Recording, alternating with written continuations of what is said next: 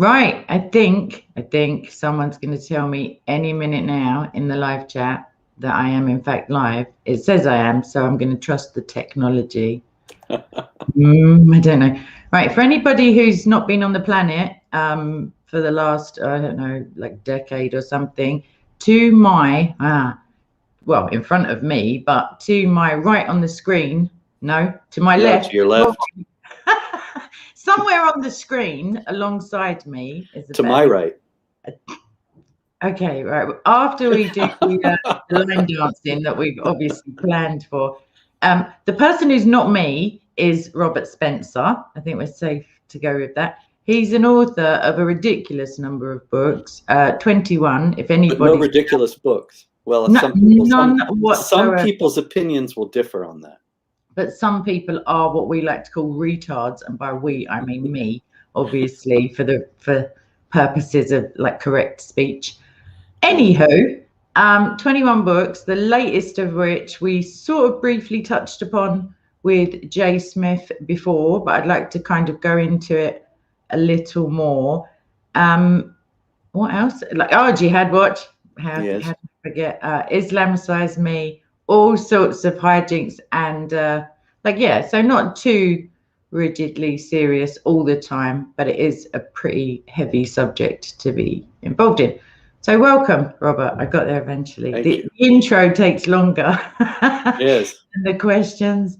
So yeah, anybody who does have a question that is decent, I don't mean the person, I mean, well, both, hopefully, but the question, please do shove it in with capital letters question. I may see it scoot by, otherwise just keep copy pasting it.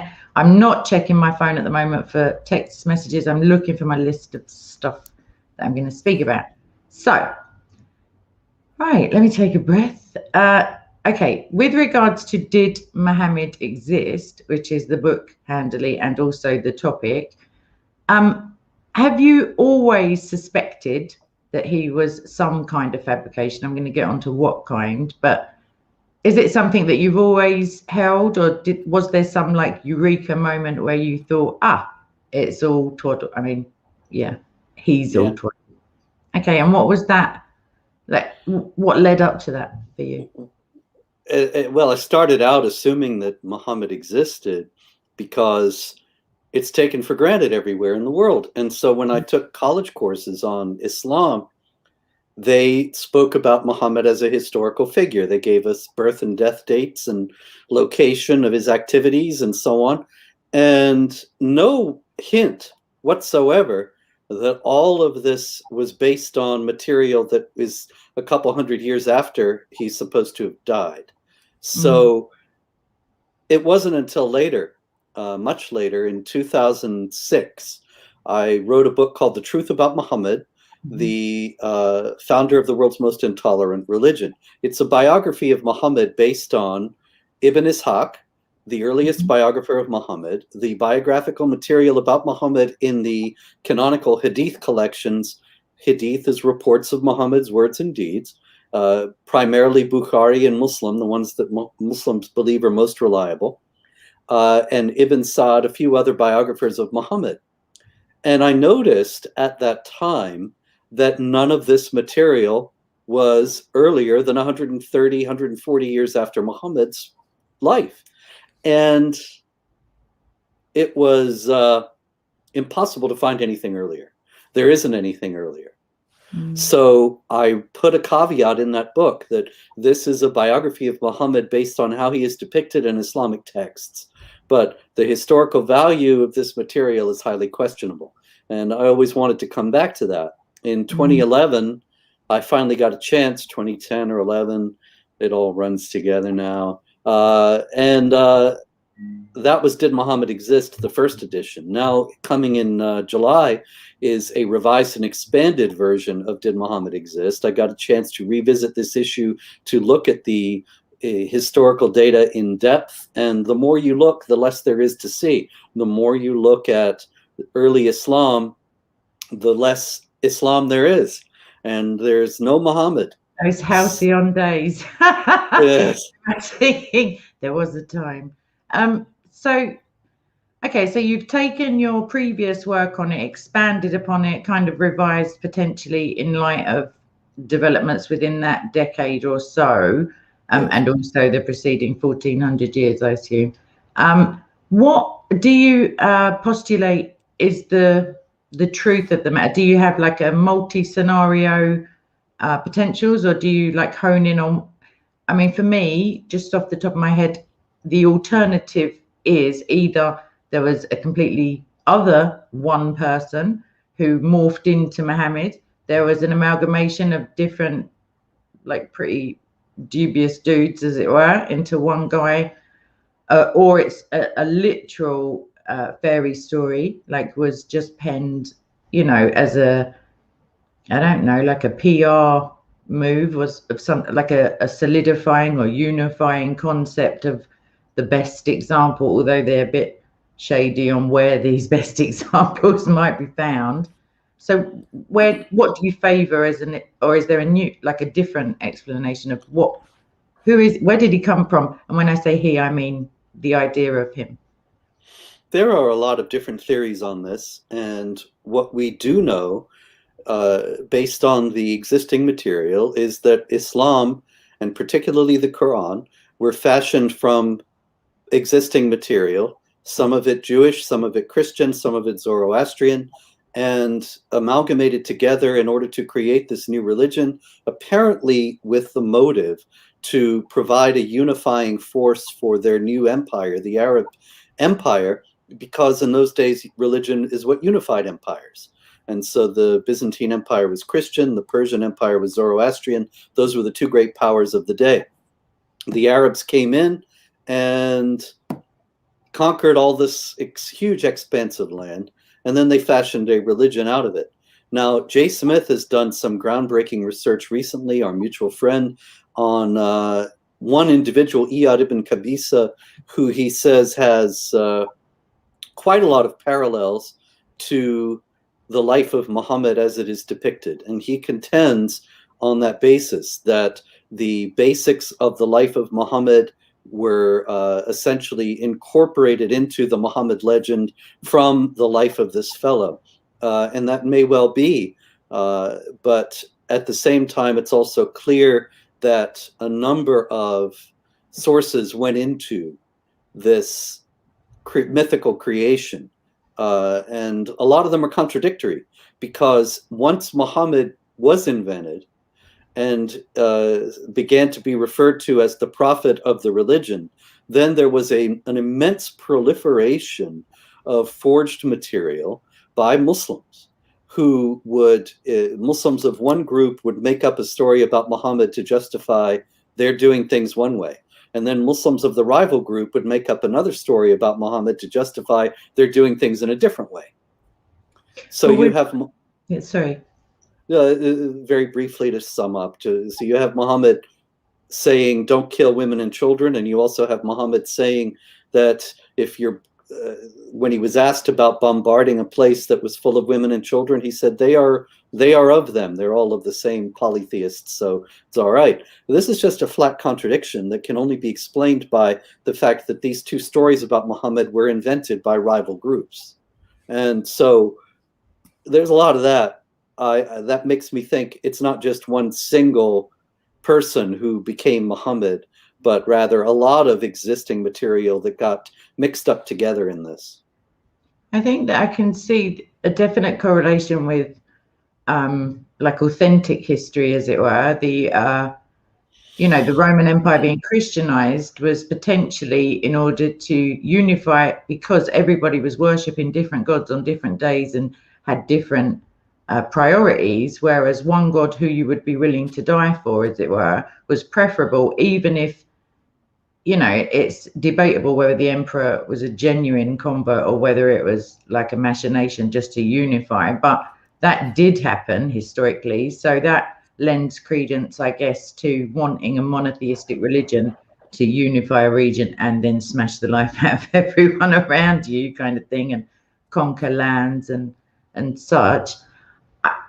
I think I haven't really looked into it too much, because it doesn't matter to me either way. I know that people who follow that religion are still just as in trouble if he is a real guy or not.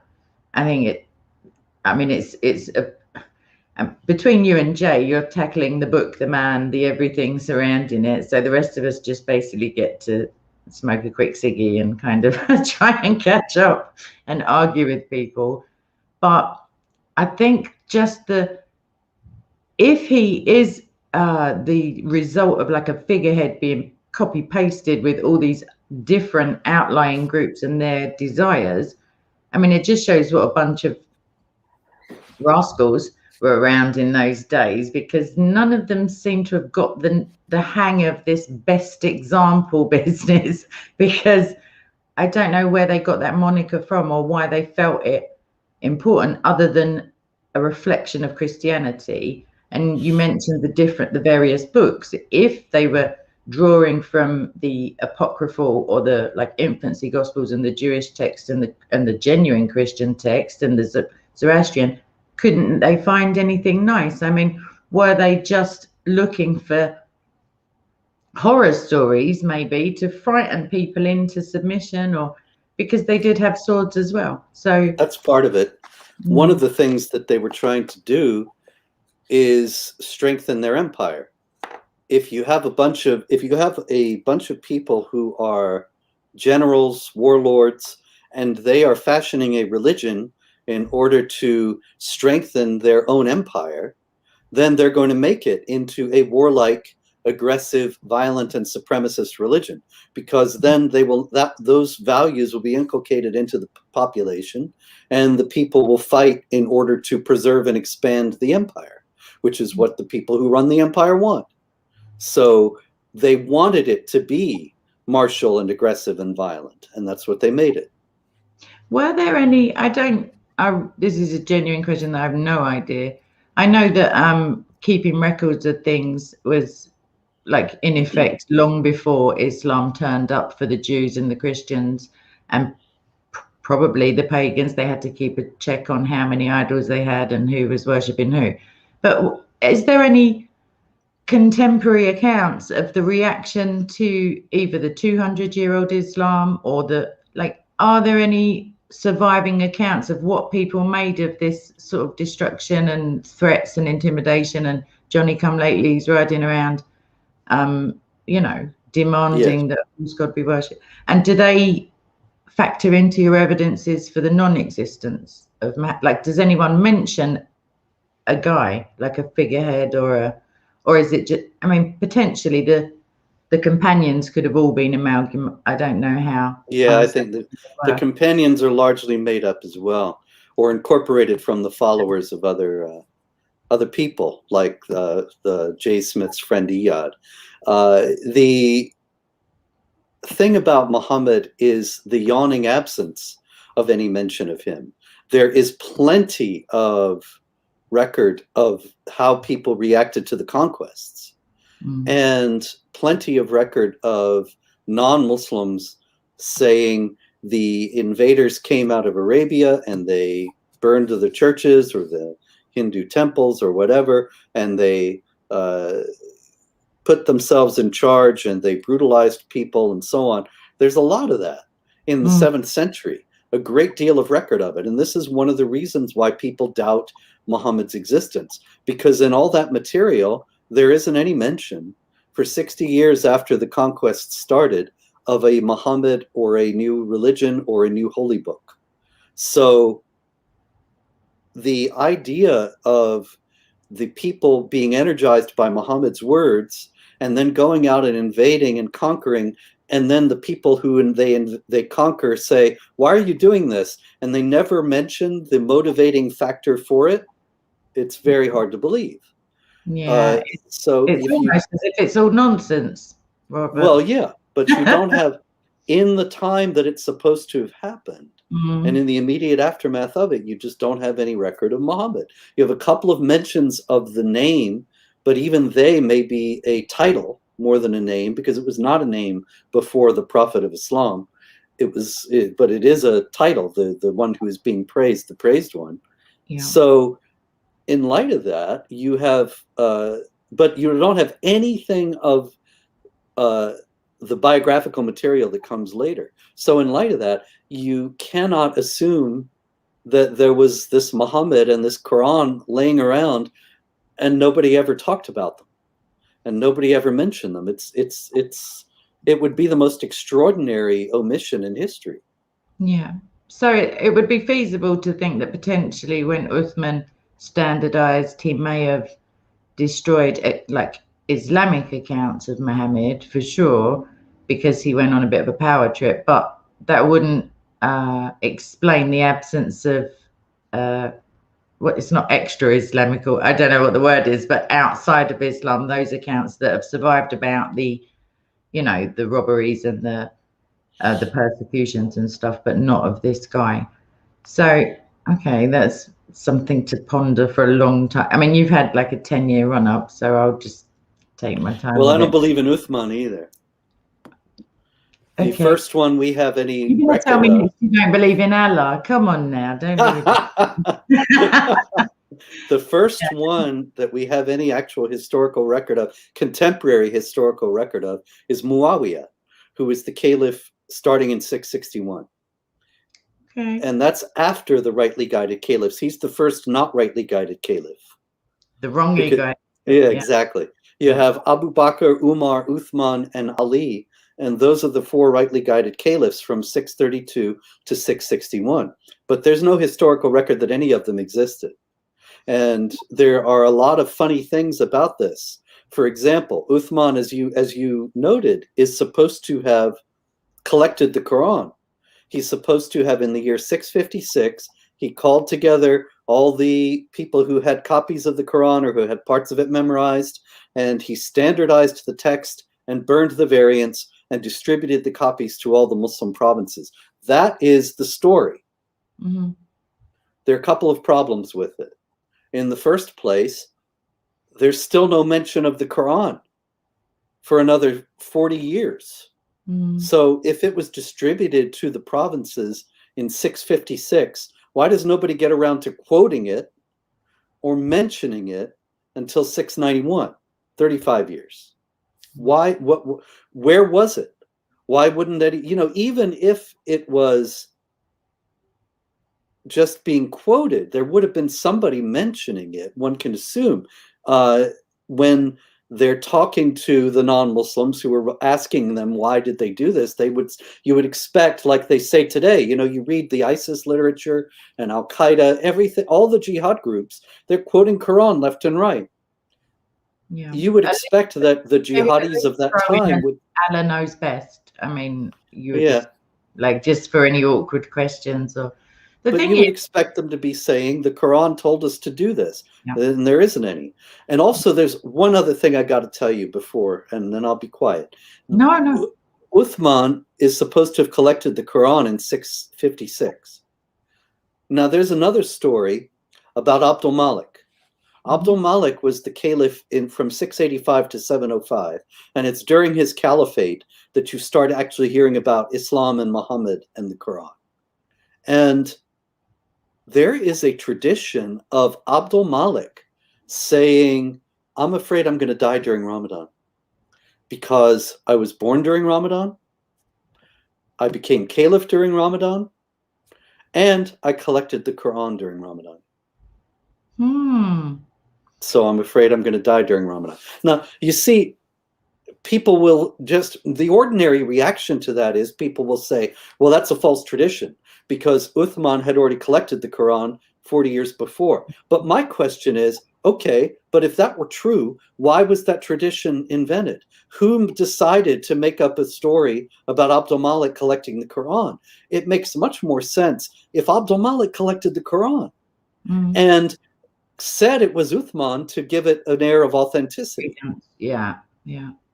The thing is, once something's been sent out into the provinces, it's similar to biblical accusations, I guess, when they say things like, oh yeah, but that wasn't inserted into until the 4th century. And you're like, do you mean somebody went door to door around the empire and literally inserted it into, I mean, it's not a website. It's not like someone can just order it in the night. So once a written Quran has been sent out, whether or not, I mean, that's post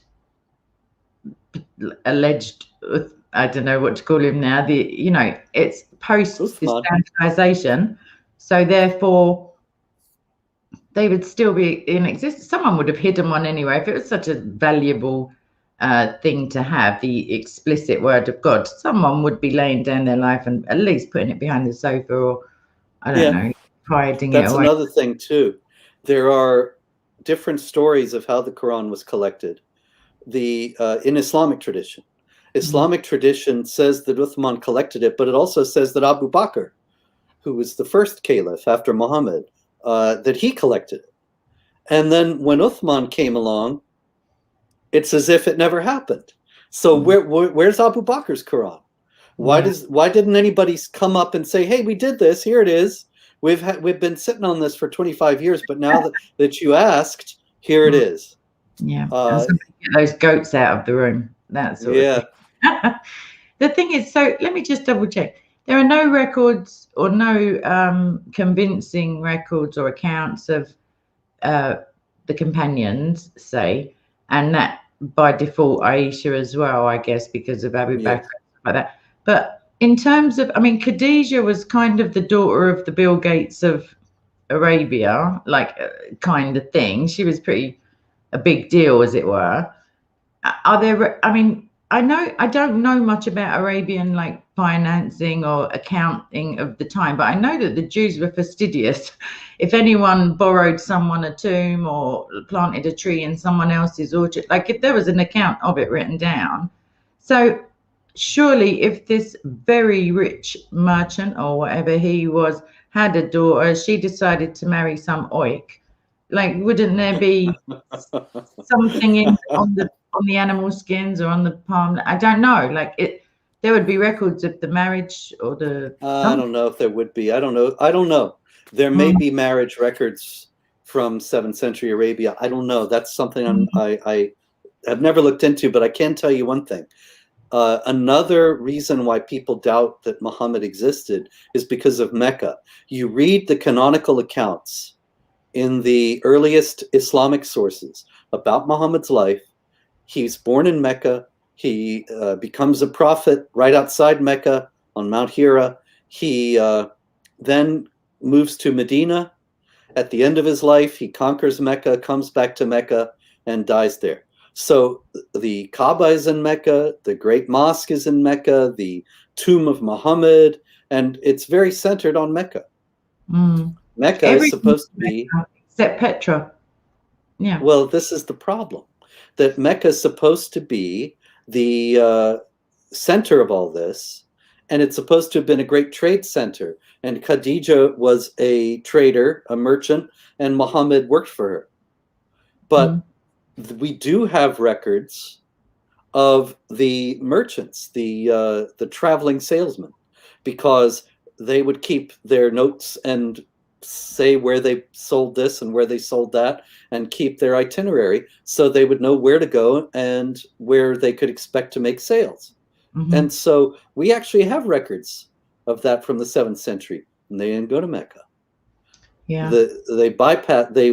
Mecca is actually in southwest Arabia, and you would have to go down through all this trackless desert waste to get there from Syria, which is very unlikely for merchants to have done. It's much more likely that if they're coming from Europe or going to Europe, that they cross through Syria into Iraq and Iran and into India. So there's no Mecca, then there's no Muhammad in Mecca, and all those stories are clearly false. Yeah. So we've got geographical discrepancies, definite like historical record discrepancies or absences, more to the point. Another reason he potentially didn't exist, even within Islamic sources, his father was long dead before his mother should have been pregnant even. So that kind of goes towards, you don't exist if your dad died like 5 years before you were, but that's generally anyone with any math skills or like biology knowledge. That's a bit of a weird one. But okay, so now let me kind of move away from this, because whether or not he existed, Jihad definitely exists Sharia in its various guises and like true sense definitely exists. And if, as you say, it's all being drawn from a sunnah and accounts that are just basically kind of made up to suit the prevailing wind, which is quite disgusting in places. Has there ever been a time, I mean, maybe post-Crusade? No, actually, from the wherever the birth and whenever the birth of Islam was, when it was a unified, conquering theology or political ideology, whatever it was, has there ever been a time where they've all gone off for a football match? Like, is it lately because I'm choosing to spotlight persecution, maybe? Has it all gone really busy, or is that just my perspective and it's always been like that and we've never known? No, it's there are times when it hasn't been as bad. You look at well, speaking strictly for myself, when I was young, we didn't hear about people blowing themselves up or going on stabbing sprees in the middle of London or Paris. This is completely new. And of course, a lot of it is because of mass migration, but a lot of it is also because the jihad is much more active today than it was 50 years ago. This is because, in the first place, the Saudis struck oil and started to finance jihad indoctrination around the world. They also took advantage of modern communications. That it used to be, if you were in Karachi or Dhaka and they weren't preaching jihad right around you, then you might not ever hear about it. But nowadays you can go online and there it is. And so these kinds of things have led to a resurgence. Also, the victory of the Iranian revolutionaries and the establishment of the Islamic Republic, which showed, as far as jihadis were concerned around the world, that the non-Muslim powers were weak and able to be conquered. So you have various factors making it more virulent today. There's also, if you look back through Islamic history, and I could mention my book, The History of Jihad, you have a pendulum swinging back and forth in a certain sense, that Islamic law is just as inhumane for Muslims as it is for non-Muslims.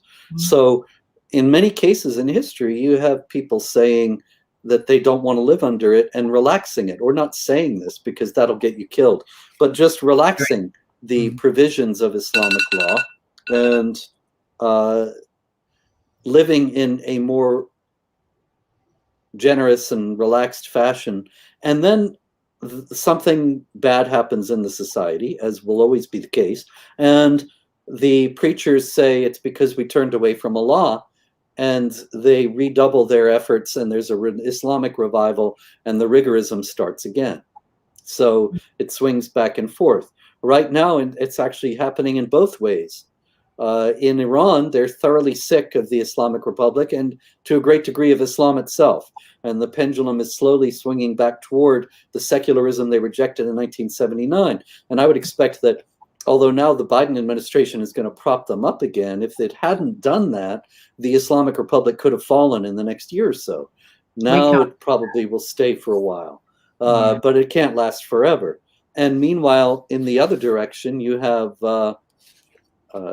the Islamization of Turkey, which used to be secular and now is becoming more and more tied to Sharia and exporting Sharia as well.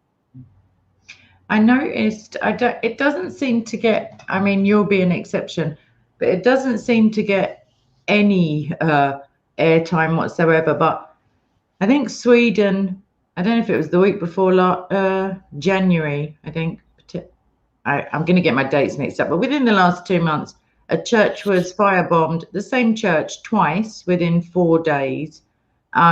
If anybody just puts in desecration of churches France and then hits the image search, it's just what it's something like, I mean, 3 years ago, I think it was 2+. So on average, between 2 and 3 churches per day, every day, all year round, being desecrated, attacked, feces smeared on the walls in the shapes of crosses. Like, quite imaginative desecration, apart from the boring old fire bombs and the smashing up the icons and tearing down the crosses. And I wonder, I don't know, is there evidence of, I know in the Quran there's mixed feelings, shall we say, about Christians. There's the I'm a little bit weak, can you be my friend kind of version. And then there's the, well, tough luck, now I'm in charge bit. But I mean, is that a long running thing? Are there trends in jihad? Like, are there, I know, you know, you can't chop everybody's head off when you want to, but yeah, is church desecration a newish phenomena, or is it, I don't know, is there a memo going around? Like, what's going on with the church? I know under dimitude, you can't repair your churches, but these are churches in France, which I think what you said about the migrant population is definitely correlative and causative. I think there's stats on that are pretty, unless you're very left wing, they're obvious. You just have to look at them with your eyes. But yeah, is that a newish thing? Like, what did a church ever do to anybody? Apart from make you cold. Make you what? Cold and potentially bored when you're young. But oh dear. Well, oversharing my part. Yeah. The churches have always been desecrated throughout history. There are in the history of jihad abundant accounts of Muslims either destroying churches or synagogues or Hindu temples or converting them to mosques. The most notable examples, of course, are the Temple Mount, the Dome of the Rock, and the Al-Aqsa Mosque, built on the site of the Jewish temple. The Jewish temple, of course, had been destroyed many centuries previous to the conquest, but those mosques were built there to make sure it wouldn't be rebuilt and to declare the supremacy of Islam. The Hagia Sophia in Constantinople, at one point the grandest church in the Christian world, converted to a mosque on May 29th, 1453. Thousands of Hindu temples. There are records of many of them in the history of jihad. Terrible stories about the places being obliterated, destroyed, and the gods broken up and the pieces put in front of the mosque so that the Muslims would be trampling the Hindu gods and so on. Deliberate, calculated insult to show the supremacy of Islam. The kind of desecration that we see in France nowadays is a little bit different because the circumstances are different, but the intent is ultimately the same: to show contempt for the non-Muslim religion, to strike terror in the hearts of the enemies of Allah, as the Quran says in chapter 8, verse 60, to show that Islam is present and superior, and to frighten the non-Muslims, which makes them more likely to submit.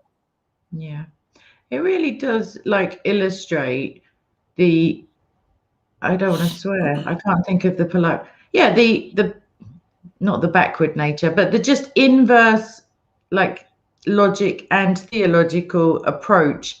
I mean, humans don't often get it completely right if they've got a ill-informed text to go by, but to literally war against the flesh of other people, it doesn't make any sense, because if Allah is gathering converts by means of anything other than genuine, heartfelt acceptance of his will or recognition of his greatness, or I don't know, whatever he fancies really, but if you're just forcing people into it, there's no glory given to any real God, the real God by that. It's not a conversion. If you don't really believe it in your heart, then you're just a statistic. And do you know what I mean? It's a bit, but you're thinking like a Christian.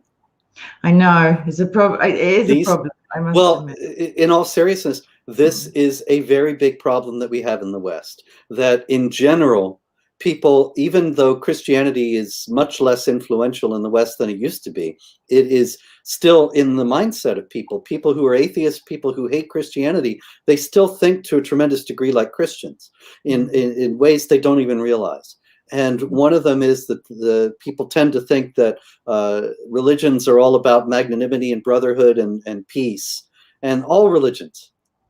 They assume that all religions are like Christianity, or they assume that if you're religious, then you're going to be gentle and sweet and kind to everybody, because they can't conceive of a religion that actually has violence against other people as a holy act that the God will bless.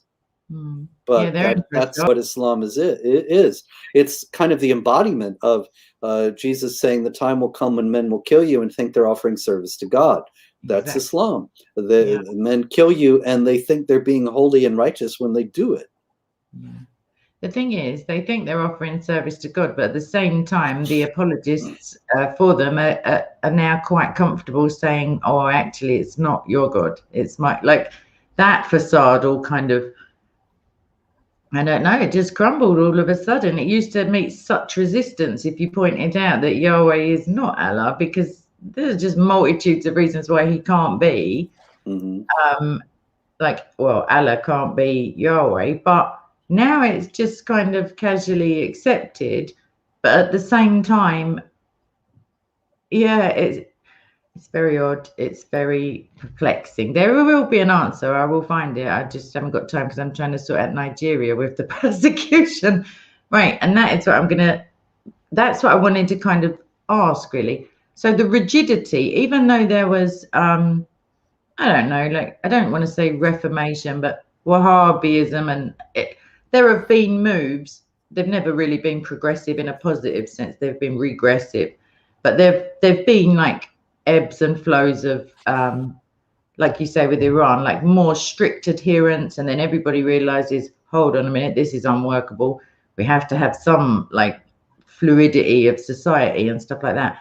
How do you suppose that this cult, I guess, of wokeness and progressivism and subjective morality and all, like, how does that come up against something so rigid? Even in its relaxed state, Sharia is pretty like lethal, literally, to most people apart from the judge.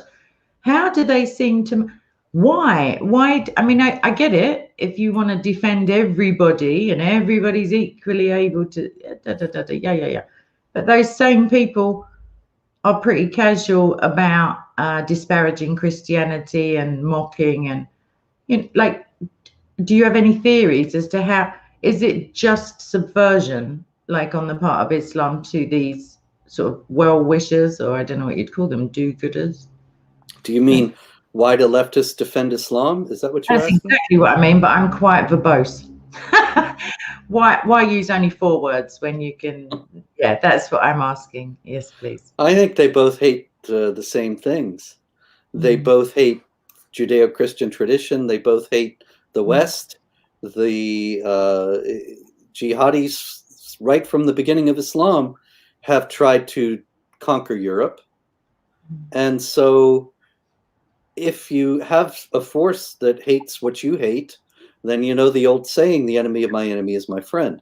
So I think they've made common cause on that basis, and also on the fact that they are both authoritarian and violent. The left falsely claims that there's some big problem with right-wing extremists and so on.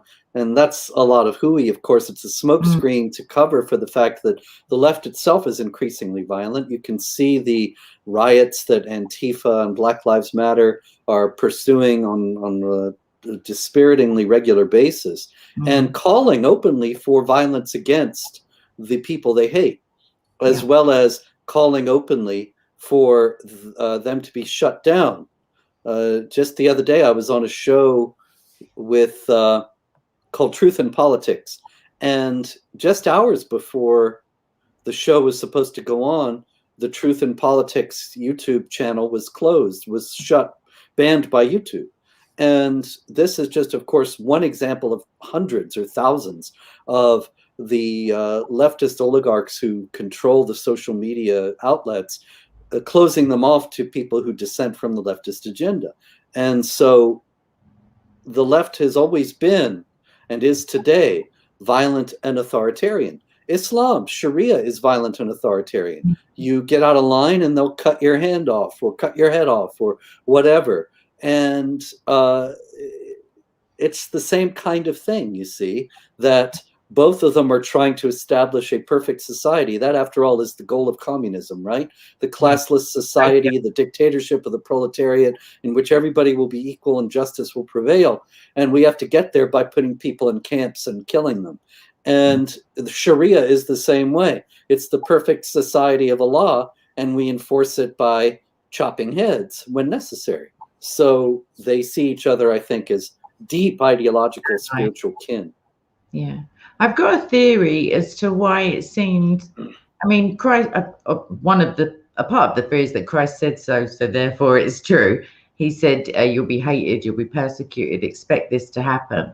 But I think that potentially, like you say, utopian, whether or not they're truly utopian, but utopian like projections, it will be like this if only. Jannah will be like this if only you suffer in this world. And I don't know, some Marxist revolution will bring you to a place where so these, I want to say absolute twaddle scenarios, it's not really an American word, this nonsense stuff, this BS, whatever, is put out there.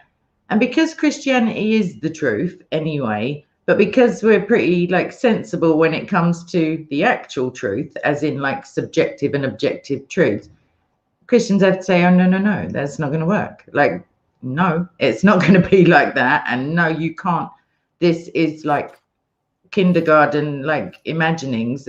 And therefore we get backlash from, you know, like I said to you off camera, what did anybody expect the Pope to say when he's asked if he'll bless two people who are like openly admitting they're performing an act in the privacy of their own homes? Granted, that is explicitly heavily refuted by God. I'm going to put it like that in the Bible. He can't, you know. So I think that BLM, Antifa, all of these pseudo-Marxist organizations on the left, and then Islam, which I would put it, I don't even know if it's on that spectrum at all. It's somewhere lurking in the background, but out front somehow. They're both putting forward unreachable goals, and then Christianity has to be the one, or actually just Western society, because sometimes they're interchangeable, has to be the one to say, no, not really. But, okay, so let me just go back to my notes, because there was something the papal visit. What did you, well, I don't mind what you, yeah, I'm not the biggest fan of the guy in white, as it were, but what I do appreciate is his spotlight.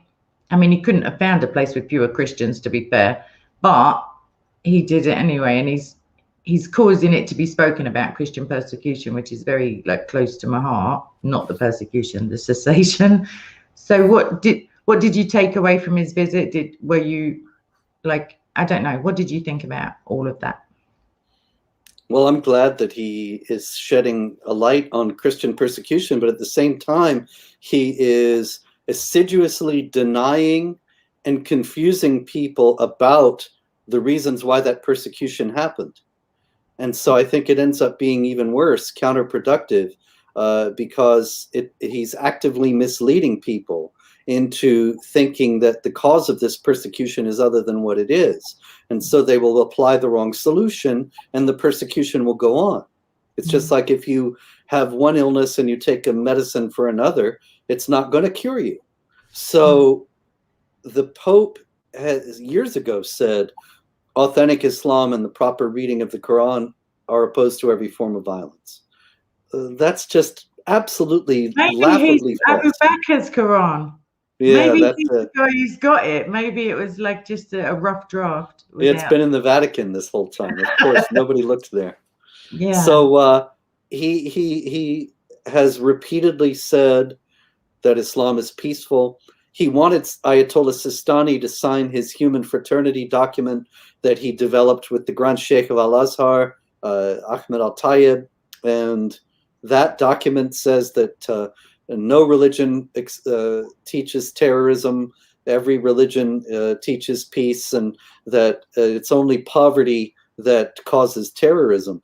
Well, poverty doesn't cause terrorism. There have been some very wealthy terrorists. Osama bin Laden was very I was wealthy. just thinking of him, funny enough, and those Glasgow physicians a few years back who drove their car into the airport, physicians are generally rather wealthy. And so, and of course, there are innumerable other examples.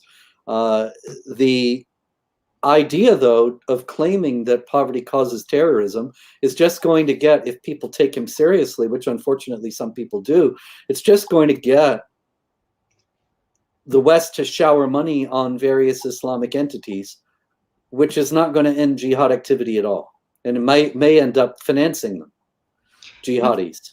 Yeah, I think that spiritual poverty could have easily been, I could make a case for it right now, like easily. The absence of any true spirituality means you're more than happy to strike terror into the hearts of whomever. But it's a little bit like, I don't want to say liberal because I always think of real liberals, but it's kind of like the theories that, crime, the reasons for crime are all to do with a lack. Like, so you're just taking the food, you're just raping the woman, it's always because you don't have the thing that you want. But it doesn't, these theories don't take into account the lack that is then created in the person whose purse has just been stolen and virginity is just like whatever it is. Because you don't matter. Yeah. In Islamic law, people don't realize, in Islamic law, the Muslim man is actually more valuable as a human being than other kinds of people. If there are elaborate rules for this. If you kill someone, you don't necessarily have to go to prison. You can pay the relatives of the deceased. And if it's a Muslim man, you have to pay a certain amount. If it's Christian, you have to pay less. If it's a woman, you pay less. If it's a Hindu, you pay even less, and so on. So there's the direct actual teaching is that Muslims' lives are more valuable than non-Muslims' lives. So, of course, they're going to behave as if they have a lack that they need to fulfill, and it doesn't matter what are your lacks or needs, because you're not as valuable as they are. Yeah, I think it seems to me, I mean, in the Reliance of the Traveller, there's a page that I got an Arabic speaking friend of mine to translate. I wish I hadn't. It's so disgusting. And it's saying that there will be no punishment for these things because, I don't know, Allah felt like it or whatever it was. But the list of like deviant practices that can be gotten away with, as it were just like, I was thinking, why are you giving them ideas? These like people are like, surely it can't be from precedent. There can't have been a raft of cases trying these like quite imaginative crimes. I'm going to say like definitely mentally, like just anywho, I won't go into that. If anybody does, by the way, have any comment or question for Robert, now would be the time, I guess, to start typing. So one other thing I'd bring up, and I don't know, I guess there must be an equivalent in America. I can't think of it because some of the politicians, I can't look into them. I get so annoyed straight away that I just think, why? I've got my own to rail against. But very recently, I'm so saddened by it. I can't tell you how upset I was. Some LGBT, I don't know how many letters on the end, advisors quit their jobs and basically sashayed out of Parliament, I guess. The left of the House are all on board anyway. And they were pressuring Boris Johnson, who's the Prime Minister, to talk about conversion therapy. They're not talking about transgender conversion therapy. We're good to go with that. That's fine. But they're talking about people who do not want to be homosexual, have made that choice. No, I don't like this. I don't want to do this anymore or feel this way. And then I guess they go to some maybe clinic, retreat somewhere, and they're prayed for, and people fast and do purification and I guess psychological interventions, whatever it may be. But my own government, my Prime Minister has just described prayer as like torture, harmful. A lady called Angela Eagle, I'm going to assume her gender right off the bat. She said that it's it's like telling it's like a religious leader telling everyone you're all sinners. And I was like, yeah. I was thinking, where's the punchline?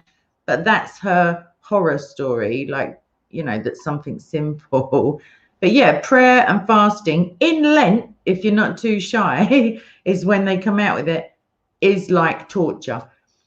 So, I mean, that's news to me. Have you got any nutters in your government nowadays? The question would be, are there any who aren't?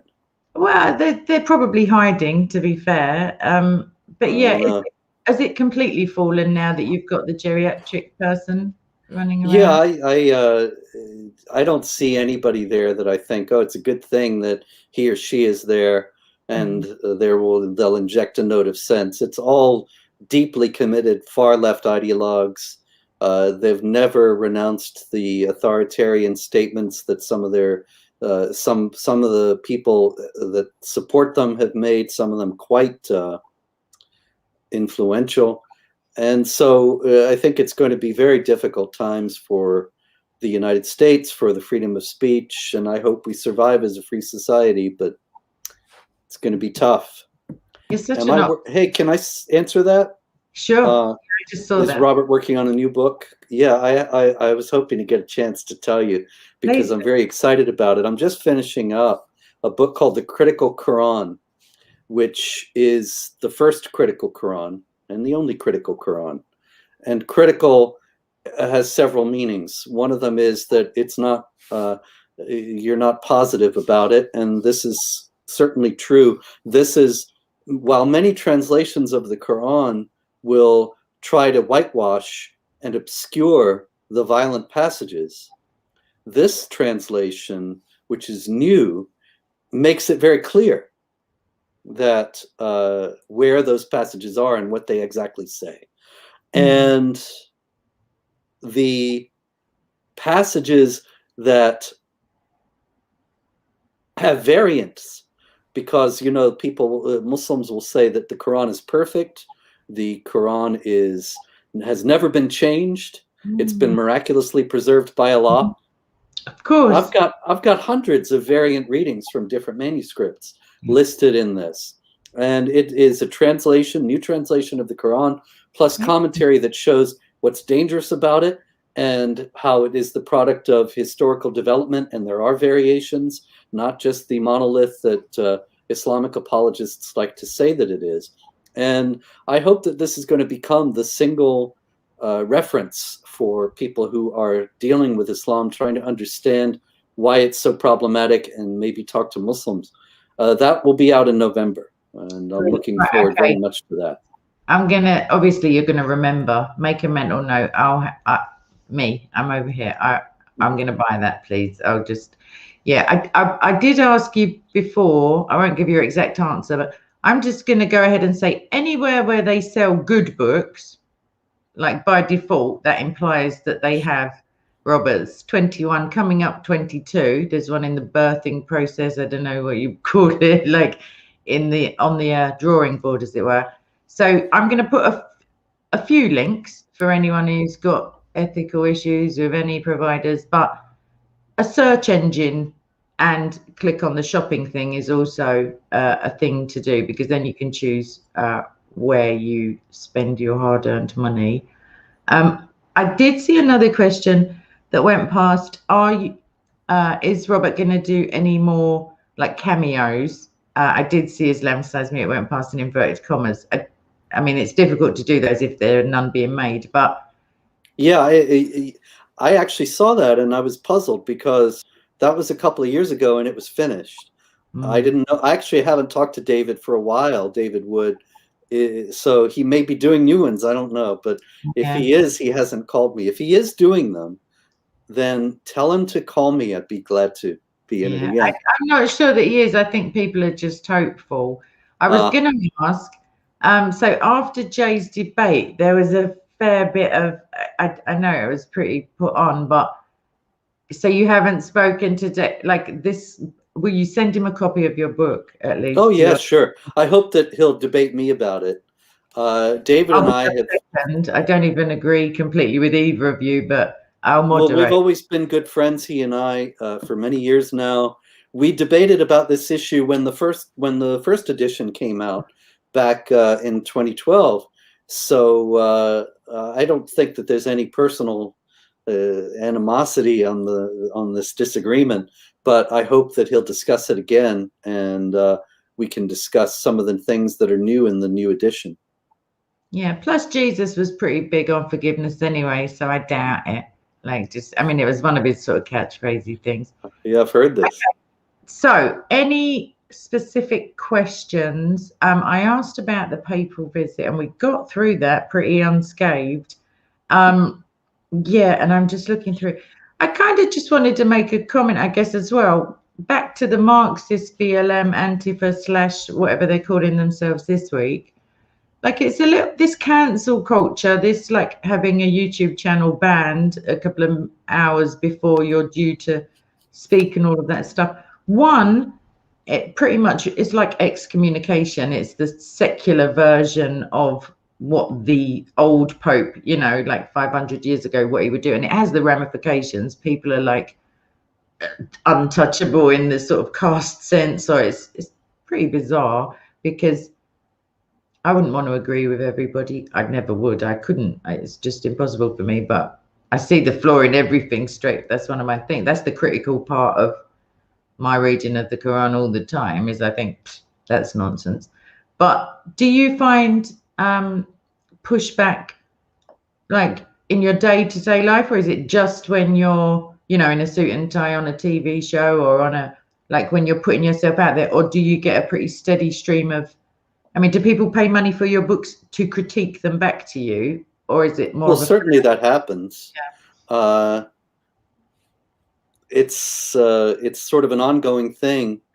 There was an Islamic apologist a year or so ago who did some videos on my book, The History of Jihad, and I was kind of happy actually to see, because I thought maybe we'll actually get some engagement with this material from a Muslim instead of just denial that it exists. But all he did, I watched a little bit of the first one, and he was taking issue with my quoting Muhammad saying, "I've been made victorious with terror," and saying all he means is the fear of God, like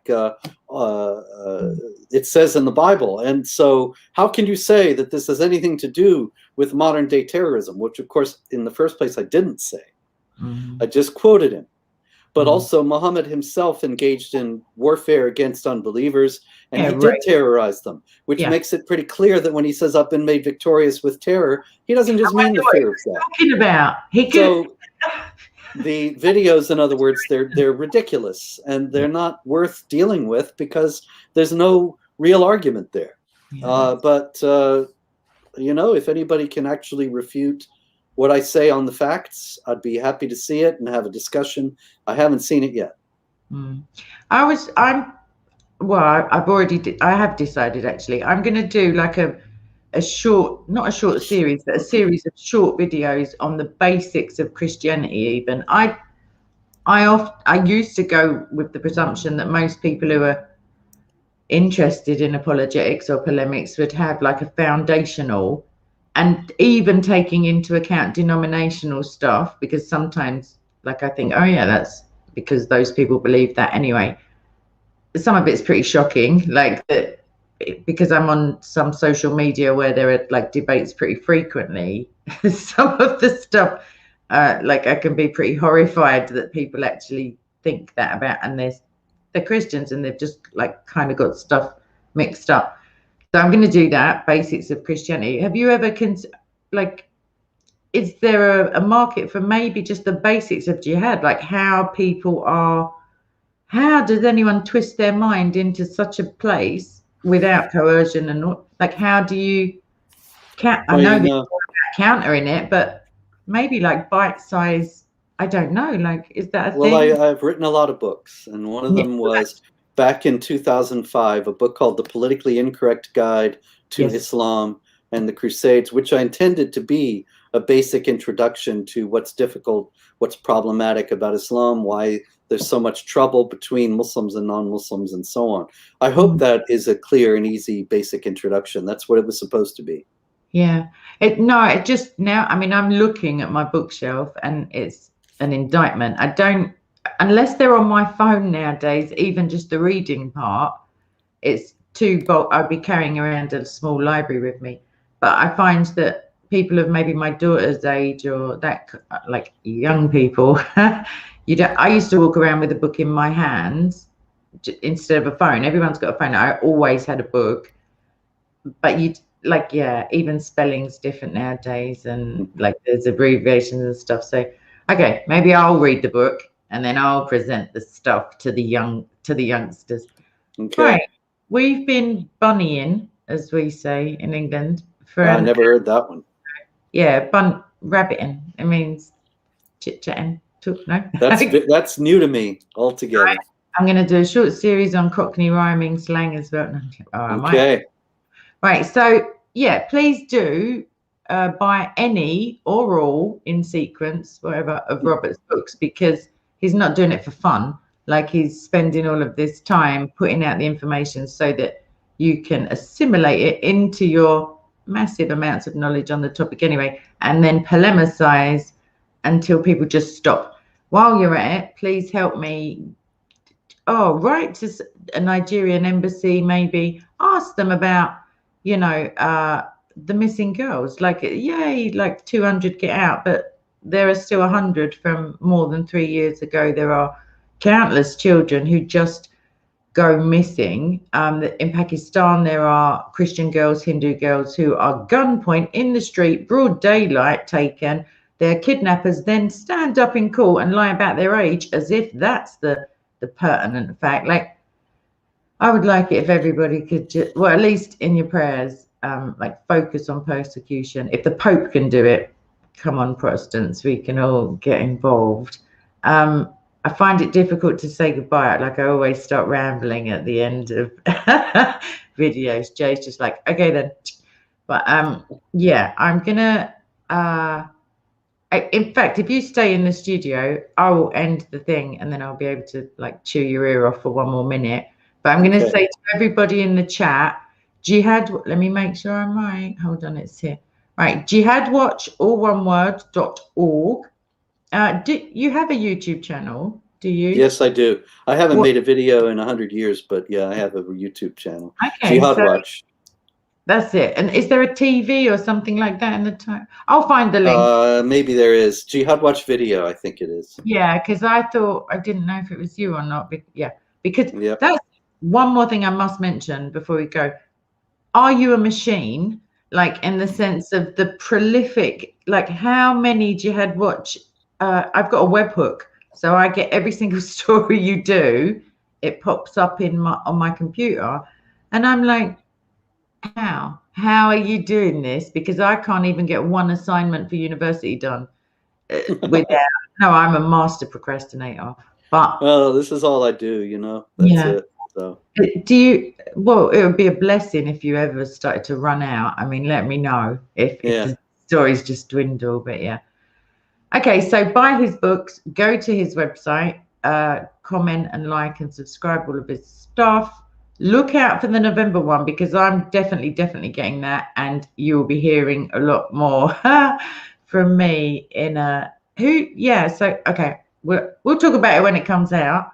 And I'm going to say God bless you and thank you very much for relentlessly reporting on Jihad, because if you weren't, like, there would only be maybe 2 other sources really, and it's pretty shocking that these things go on, and yet the whole of society like loses its mind if someone calls a he a she. But yeah, macheteings and blowing people, that's all fine. So on that bombshell of subjective morality, I'm going to end the stream. That's what the young people call it. And I'm going to say I'll see you all for the scheduled lecture tomorrow. Thanks very much, Robert, for agreeing to listen to me waffle and answering the questions very well. And I'll see you all later. Bye-bye. Right. The